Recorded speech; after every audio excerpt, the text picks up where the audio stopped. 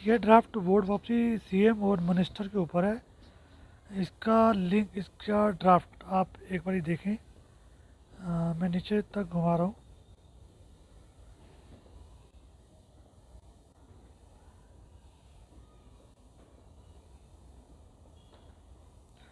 इस ड्राफ्ट को आप इस लिंक से डाउनलोड कर सकते हैं।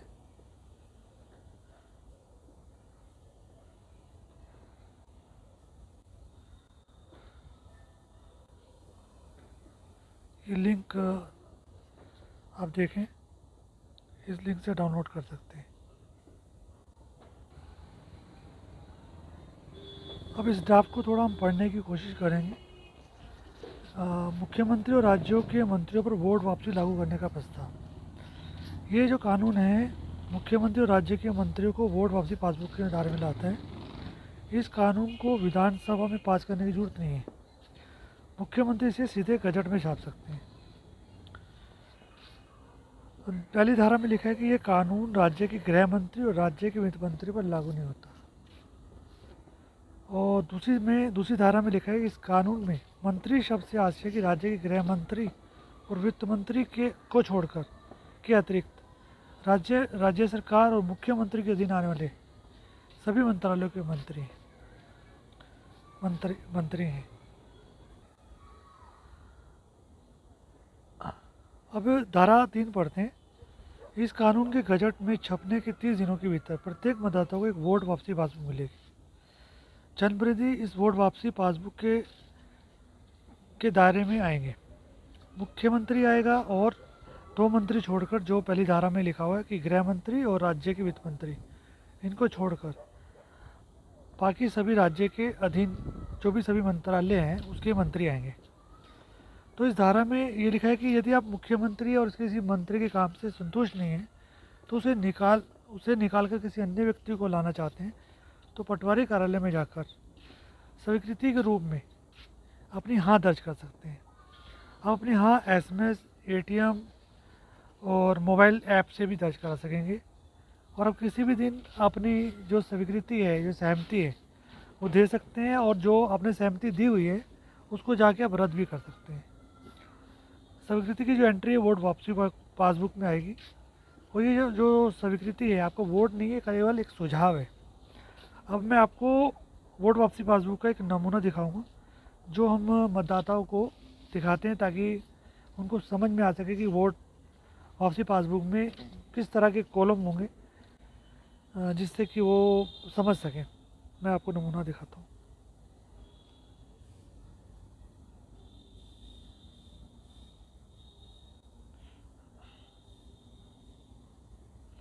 ये है वोट वापसी पासबुक का सैंपल। ये पहला पेज है और ये दूसरा पेज, ये तीसरा पेज। इसमें वोटर का नाम वाम लिखा होगा, वोटर का पंचायत, वार्ड, तहसील, इस तरह का एक सैंपल होगा। फिर इसके नीचे जितने भी अधिकारी ये सब वोट वापसी पासबुक में दायरे में आएंगे। तो मैं आपको आगे ले जाता हूँ। इसमें लिखा है कि तरीका किस तरह से इस्तेमाल किया जाएगा वोट वापसी पासबुक में, इस्तेमाल करने का तरीका। मैं आपको टेबल दिखाता हूँ। ये मुख्यमंत्री का टेबल, इस तरह से एक टेबल होगा। जब आप किसी को स्वीकृति दोगे तो वो इस तरह से दर्ज हो जाएगी। और प्रत्येक महीने की 5 तारीख को जो सचिव द्वारा जो संख्या जारी की जाएगी, जैसे नवीन में 80 लाख आपको शो कर रहा है और आपने सरिता जी को पहले स्वीकृति दी थी और फिर वरुण मोरून को भी दी थी आपने, तो वो आपने स्वीकृति दी और फिर बाद में जाके आपने उसको रद्द कर दिया।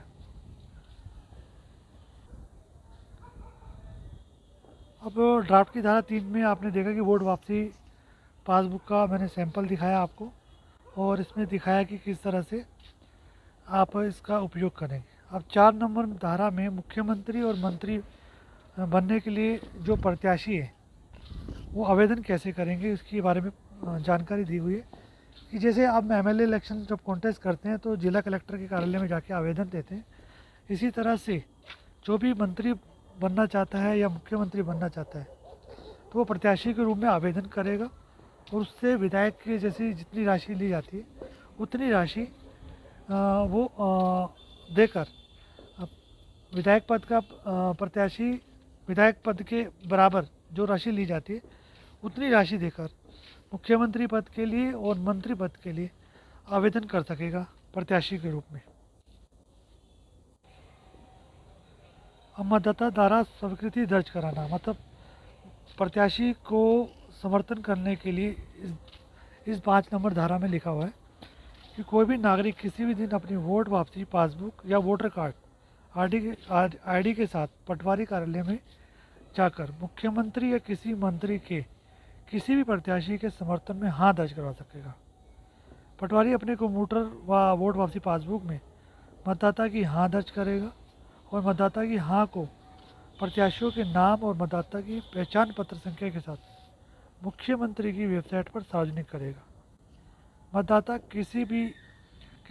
किसी पद के प्रत्याशियों में से अपने पसंद के अधिकतम 5 व्यक्तियों को स्वीकृति दर्ज कर सकता है। मतलब ये 5.1 धारा का मतलब है कि मान लीजिए कि आपके राज्य में जो मुख्यमंत्री बनने वाला है, मुख्यमंत्री के जो प्रत्याशी हैं 10 से ज़्यादा हैं या 12 हैं 30 या 20 हैं, तो आप कम से कम पाँच प्रत्याशियों को ही समर्थन दर्ज करा सकते हैं। तो ये इस धारा का यही मतलब 5 अनुमोदन दे सकते हैं, अधिकतम 5 व्यक्तियों को स्वीकृति दे सकते हैं।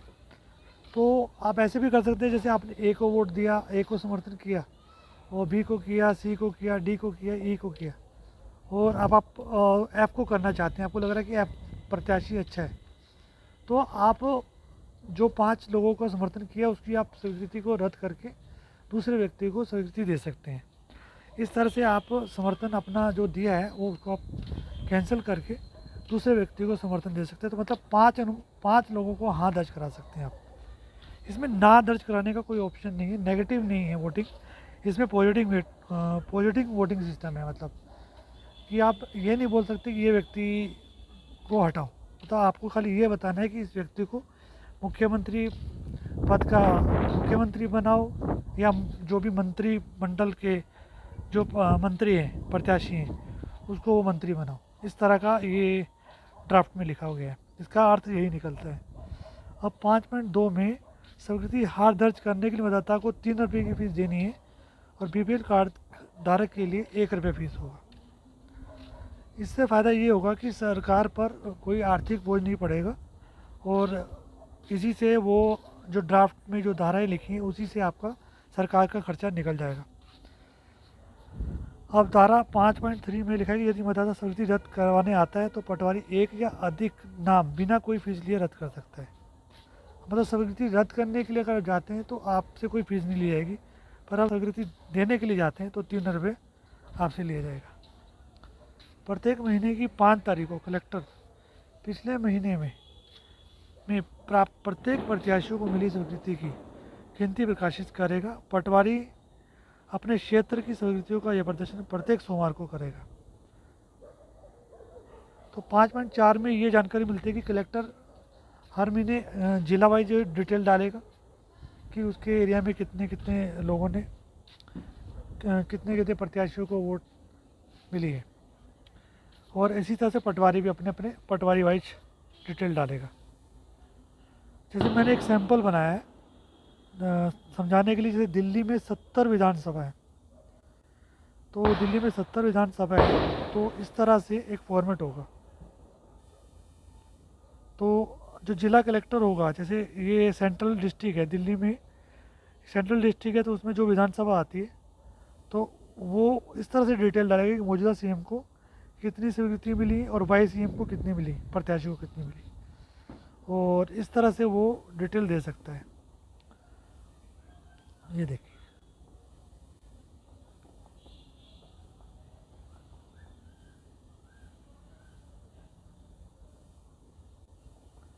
ये मैंने सैंपल अपने लिए बनाया है ताकि लोगों को समझा सकूं।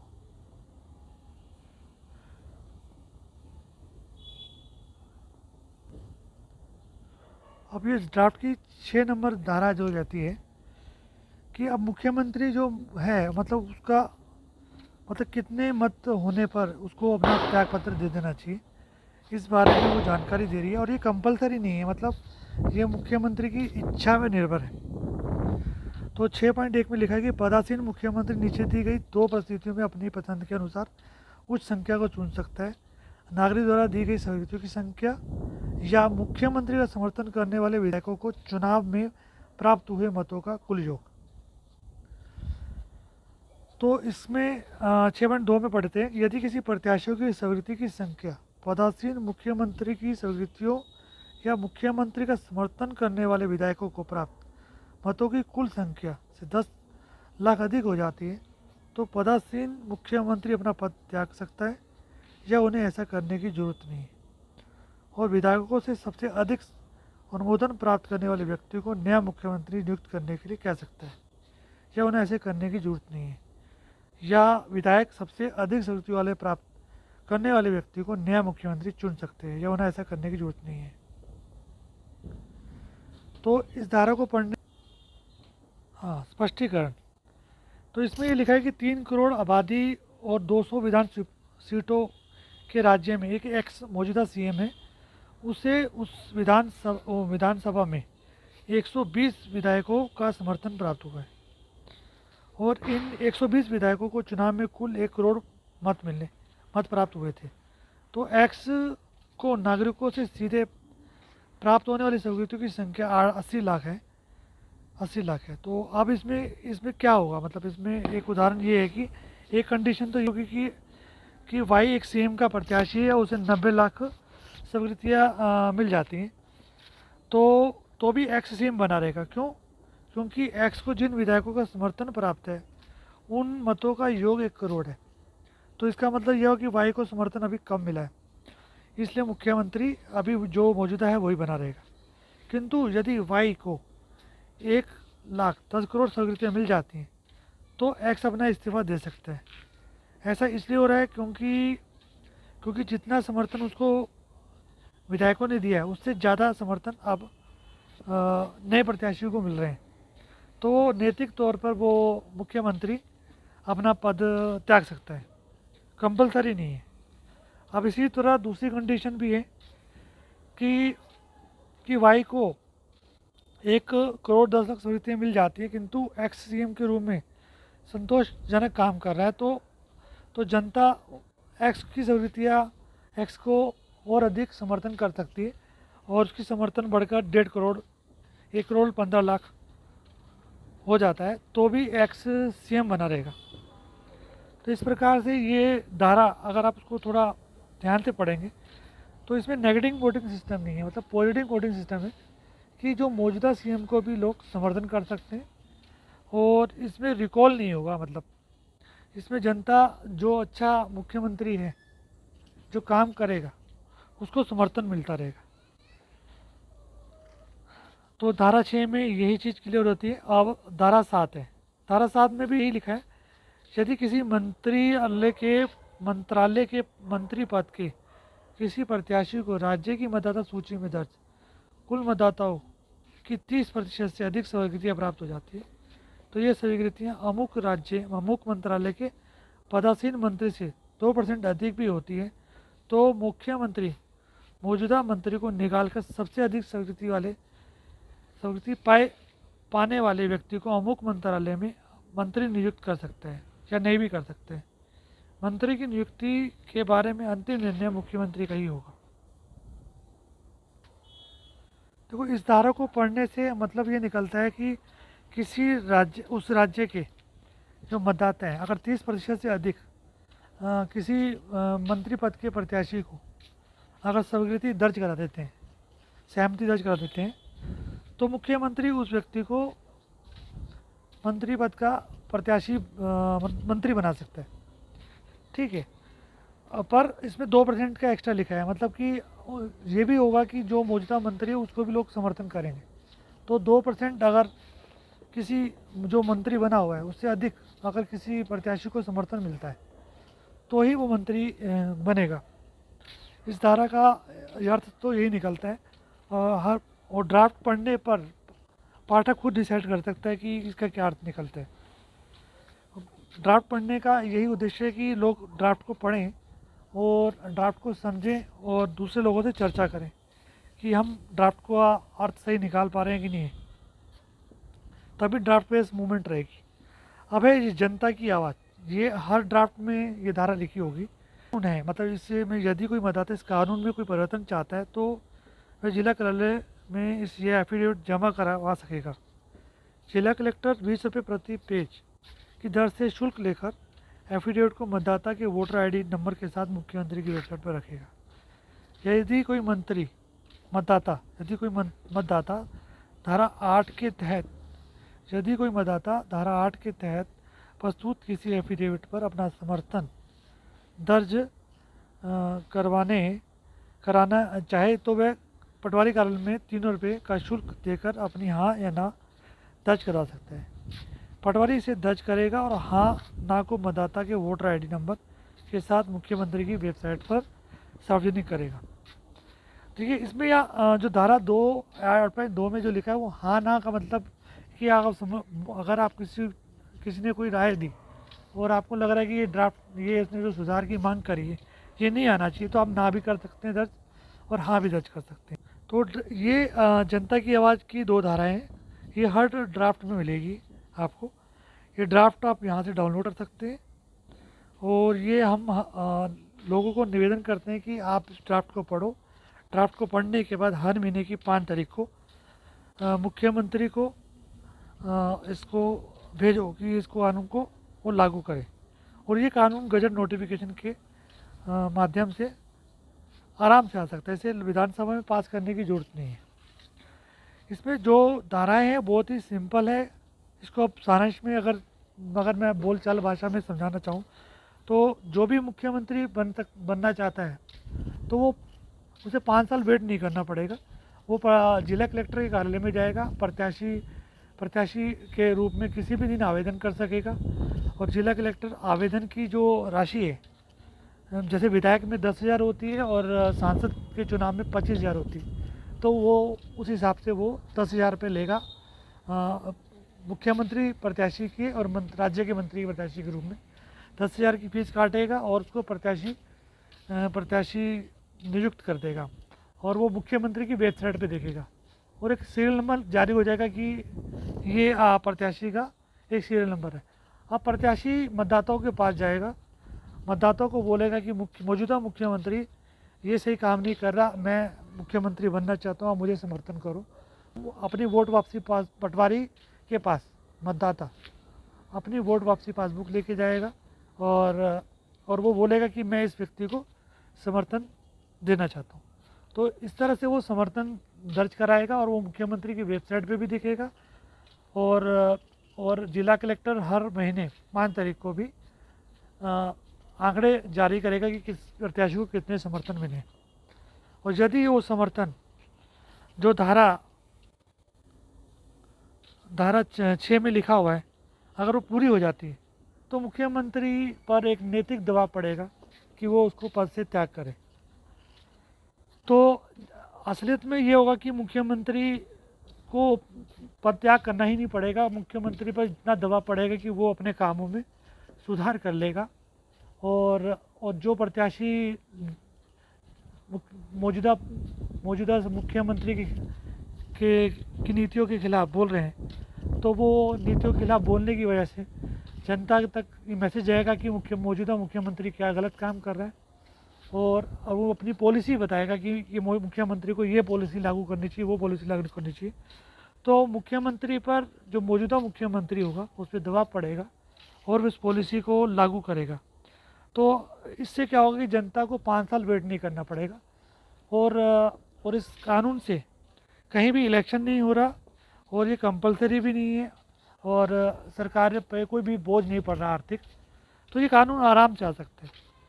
तो बहुत राजनीतिक दल हैं जो बोलते हैं कि ये भ्रष्टाचार कर रहा है, वो भ्रष्टाचार कर रहा है, पर वो समाधान नहीं बताते। तो वोट वापसी मुख्यमंत्री का कानून बहुत सिंपल है, ये लागू कर सकते हैं। तो अगर ये लागू कर देते हैं तो ये राजनीतिक में जो भ्रष्टाचार है वो पूरा ख़त्म हो जाएगा, और राजनीतिक में जो तानाशाही है, राजनीतिक दलों के अंदर जो तानाशाही है, डिक्टेटरशिप है, वो भी टूट जाएगी और नेता भी ईमानदारी से काम करने लग जाएंगे। आपसे अनुरोध है कि एक बार आप ड्राफ्ट को जरूर पढ़ें।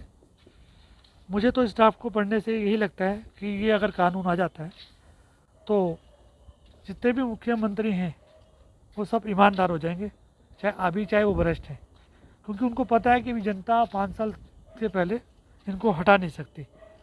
तो अगर जनता के पास वोट वापसी सीएम का कानून आ जाता है तो सभी जो मुख्यमंत्री हैं, जो भी सरकार के बैठे हुए हैं, वो सब ईमानदार हो जाएंगे, उन पे दबाव आएगा।